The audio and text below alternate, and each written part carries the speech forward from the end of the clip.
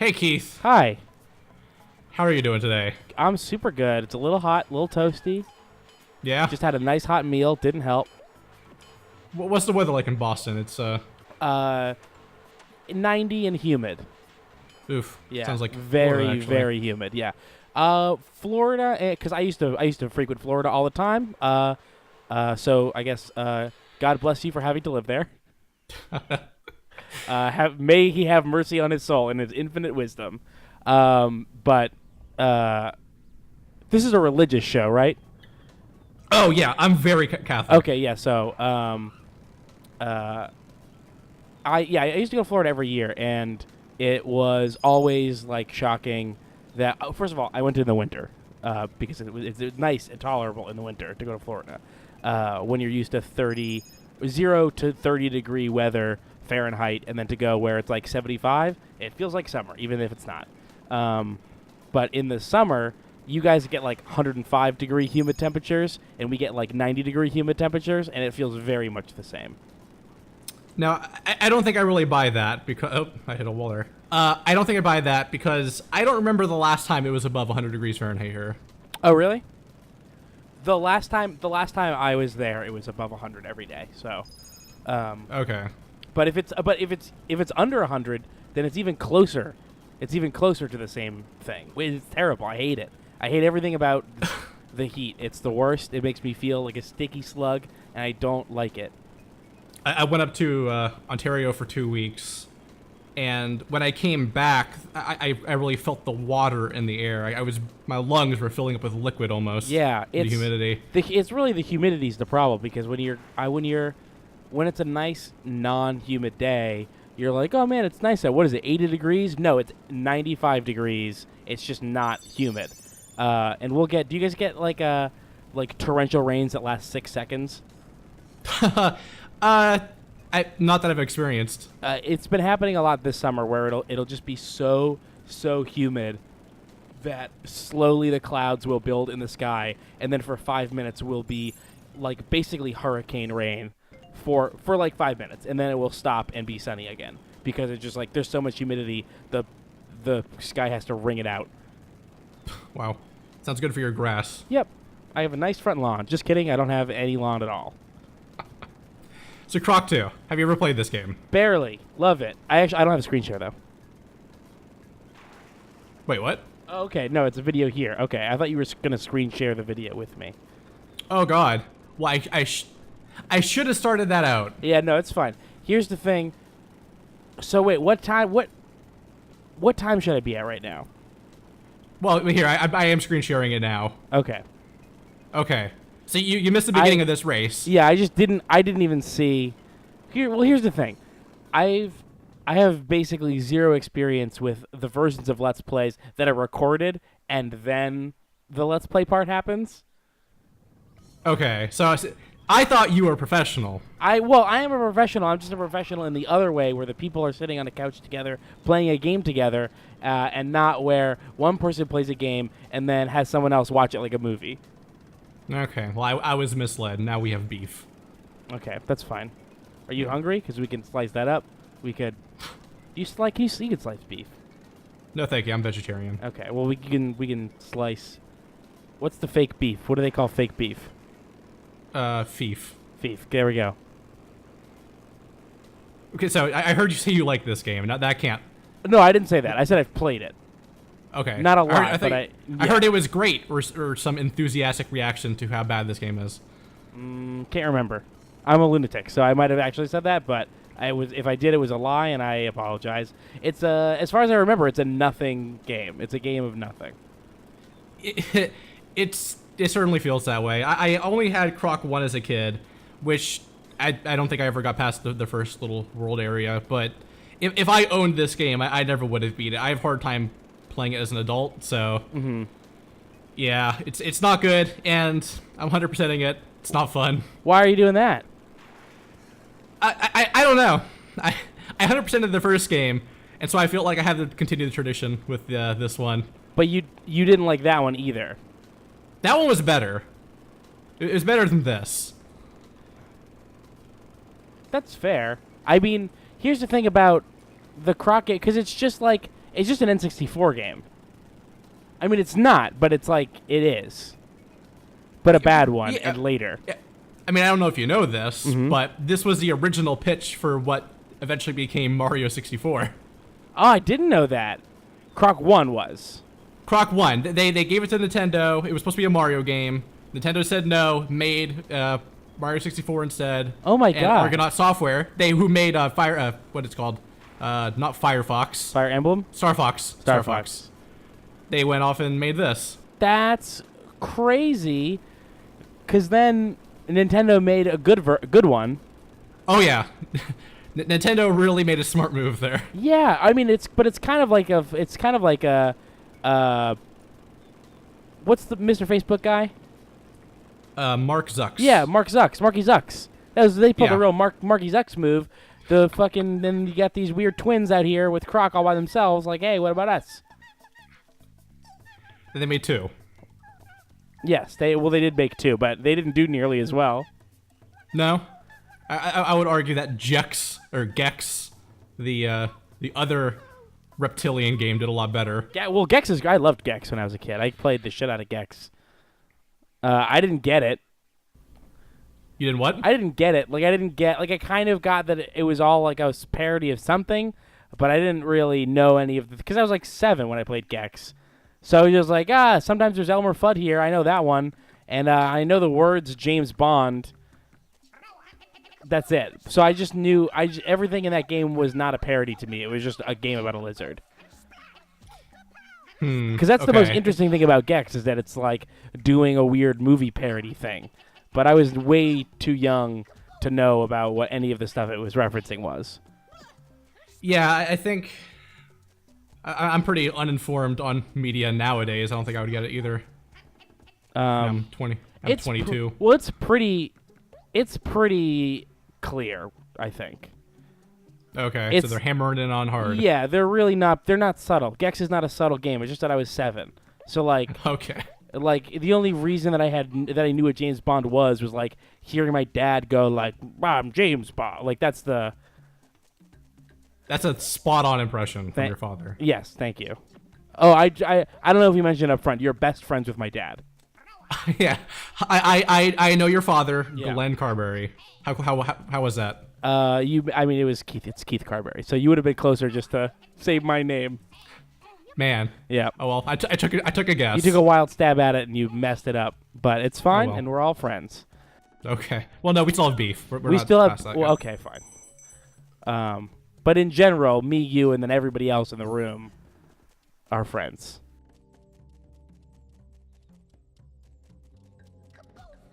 So what is going on in this fucking weird ass game? Oh, that's nice. My dog's barking in the middle of a video. So yeah, I don't know if you know the story for this game, Can I guess but it? the big ol' what's that? Can I guess it? Go, yes, please. Okay, so there's a big evil guy. Am I right so far? Yes. Okay, there's a big evil guy, and he takes something important from someone else, and Croc says, "I'll get this back for you," and also through that save the world. Man, that is 100% spot on. Am I right? Yes. Okay, this is great. I swear to God, 100% no idea what the story is actually about. So you can tell me the version that is, canon.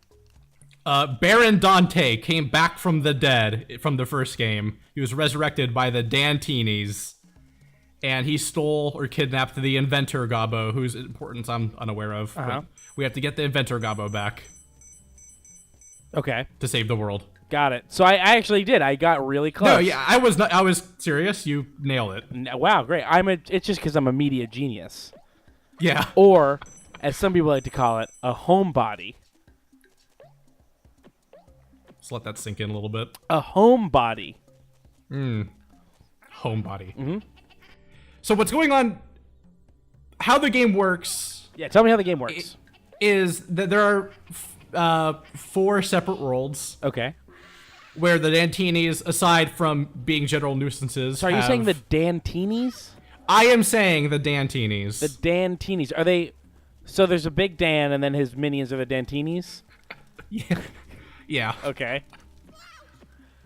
Big Dan and the Dantinis is also a fail. It's his failed musical composition. Musical. Right. What's the thing? Group. Band. I can't remember the funny word to call a band, so I just said group. Ensemble. No, I would say that's funny. No. Outlet. I don't know. I'll remember it eventually, and I'll just say it later.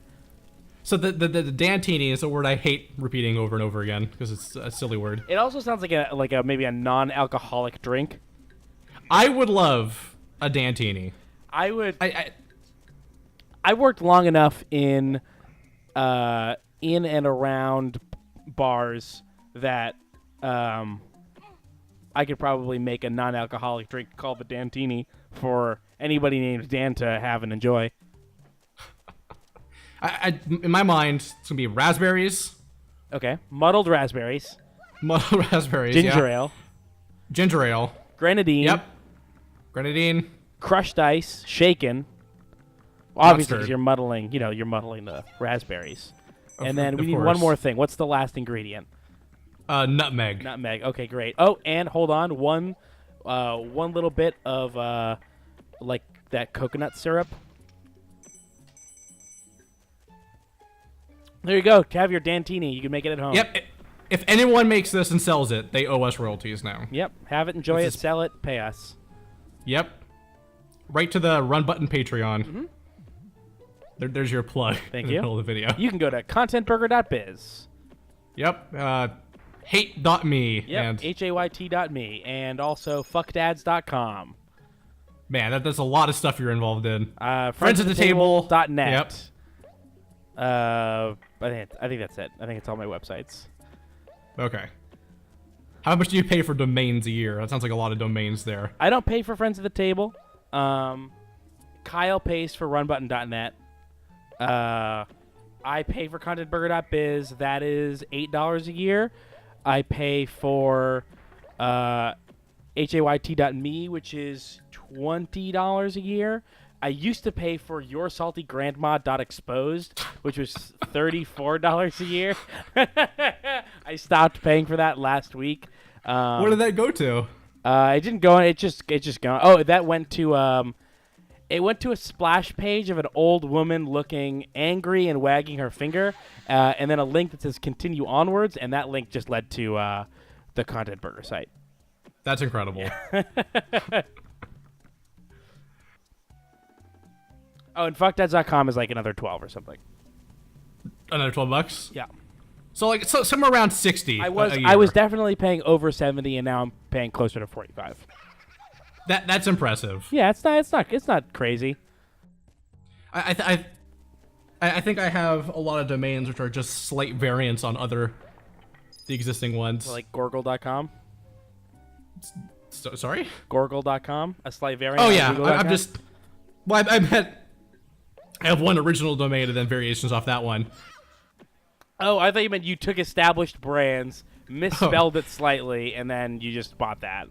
I also do that. I just don't want to admit it in the middle of a video. Okay. So when you go I'm to like- Facebook.com, Right. It's mine. that's yours. That's you. And it looks exactly like Facebook. Give me your password, then I sell it to someone. Dan. Speaking of scams, I'm looking for a new apartment. I swear to God, of the 4 places that I have emailed to be like, hey, can I have more information on this place? All of them so far have been scams. Really? You can tell because of how ridiculous they are when they come back to you. They're all missionaries, so they're away. They've got to FedEx you their keys, or they moved to Cincinnati, so they need someone. They don't care about money, but their name is Bugby Michael, and they're a good Christian, and they just want you to take care of their house. Oh, are you are you using Craigslist for this? Yes, yeah. Okay, I think that might be where your issue is. Yeah, well, I used Craigslist for my last place. I got 1 or 2 scams, but they were the scams used to be crazy, like, here's a full house that you pay $700 a month for. But now it's reasonable apartments for reasonable prices that are the scams. Okay. And that's the problem, is because you'll click on a thing that sounds totally reasonable, like, oh, this is, maybe slightly on the cheap side for the neighborhood, like $100 less a month, but there's nothing in the page that is making me question it until you ask for the email address, and it's something crazy like cool.drink@aol.com. Which is a real fucking email. That's Trustworthy, the real. That is the listen. That's the email of scam artist Bugbee Michael. Cool.drink@aol.com. That guy's a scammer, and he'll take you for what you're worth. All right, my 70 subscribers, go ahead and email him. No, don't email him, or he'll convince you to send him money in return for more money. I don't know how those things work. So sorry, you're saying you've been convinced. You have been scammed. Yeah, that's how I figured out that they were all scams. I fell for each one. How many times did it take you to you realize? After I sent the third wave of money for each person, it was like, It's always you the know third, what, this yeah. might not be legit. What is the story so far in this game? Or is it super bare bones? Like, is it just there's no story other than the plot setup? Yeah, there's no story other than a plot setup. There's dialogue. Well, not spoken dialogue. There's text dialogue. Yeah. They kind of just tell you before every level, hey, the Dantini did a thing. Can you fix that? And then Croc says, sure thing. And then you beat the level. They say, thank you, Croc. Croc says, no problem. That is 100% what it says every single time you beat a level. And then you move on to the next level until you get the boss, and then you go on to the next world, and so on. It's really, really deep.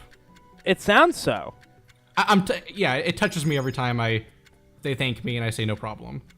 Croc's not stuck up. You say thank you for thanking me, Dantini. Yeah. Wait. Dantini. No. Why are they called the Dantini? Okay, no. I think you confused me for a second.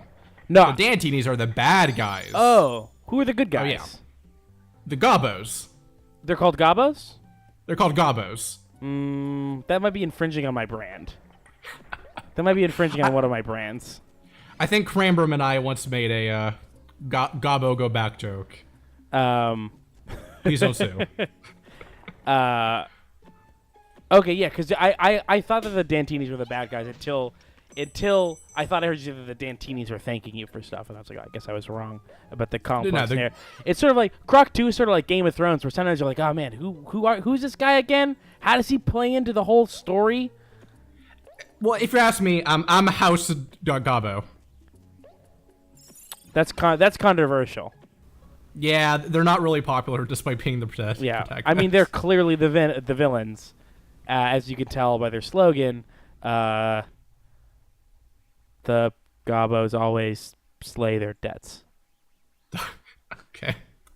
Thank you for joining me. No problem. I'm glad I could end on a real high note. Oh yeah, maybe next time I'll actually explain how the game works. I could see. So there's buttons, you jump up. It's you collect the things. It seems like a real collection-heavy game.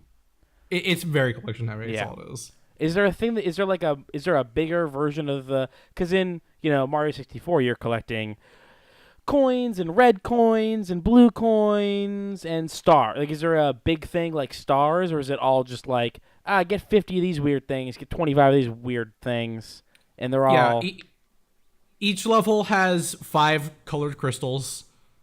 You collect 5 colored crystals. You can make a shot to get a golden chalice. Okay. And if you get the golden chalice, you unlock an extra level at the end of the world where you can get a puzzle piece.